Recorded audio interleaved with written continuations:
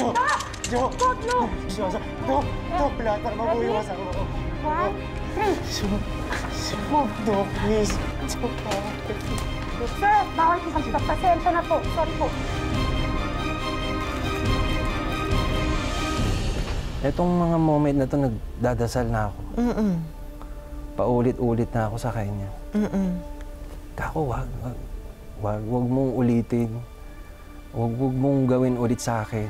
Sabi ko, wag mong kunin yung nag-iisang ilaw kako na binigay mo sa akin. Sabi ko, wag mo muna kunin.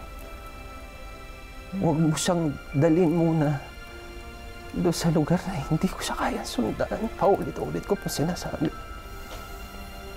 Sabi ko, no, please, sabi ko, no.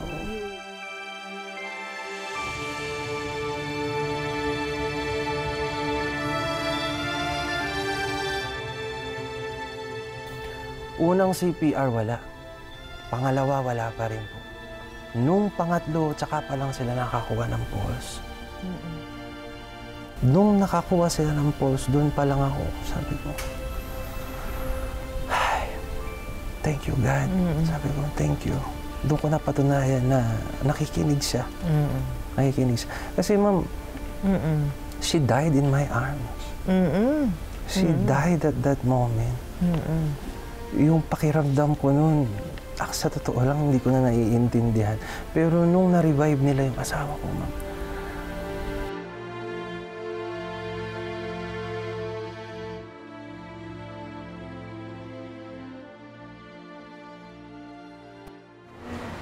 Isang buwan na. Hindi pa rin nagigising si Joe. Tita, natutulog lang ho yan. Magigising siya. Makikita niyo, malalagpasan niya to. Di ba ho, Dok? Tatapatin ko na po kayo, no? Hanggang ngayon, hindi pa natin sigurado kung kailan siya magigising. At kung magigising ba talaga si Joe. Pero kung magising man siya, sa malamang parang gulay na ang katawan niya. So please, manage your expectations. Dok, nagkakamali ho kayo. Kilala ko si Joe.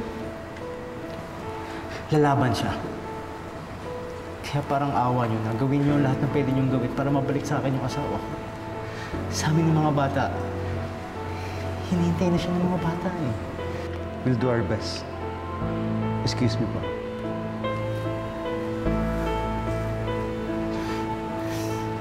Joe, labang ka, Joe, ah.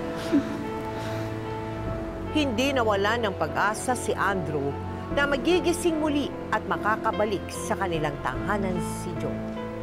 Habang hindi pa ito nangyayari, pilit na itinago ni Andrew sa kanilang mga anak ang totoong sitwasyon ng kanilang ina.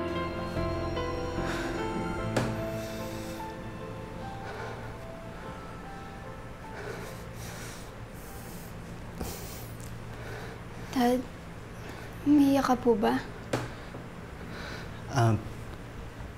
Hindi, anak. Napuwing lang, Daddy. Napuwing lang. Daddy, okay lang po. Kahit anong situation ni Mami, kakayanin ko. Makita ko lang siya, please. Miss ko na rin po siya. Sige. Basta mag-promise ka sa akin na hindi ka iyak sa harap ni Mami, ha? Promise po.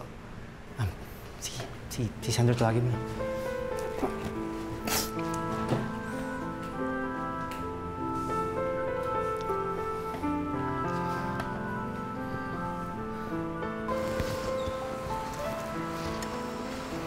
Mami, may bisita ka.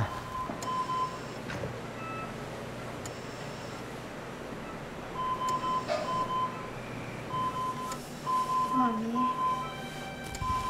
tagal na po dito. Miss na po kita. Miss ka na rin po ni Sandro. Mami, uwi ka na po agad. Please.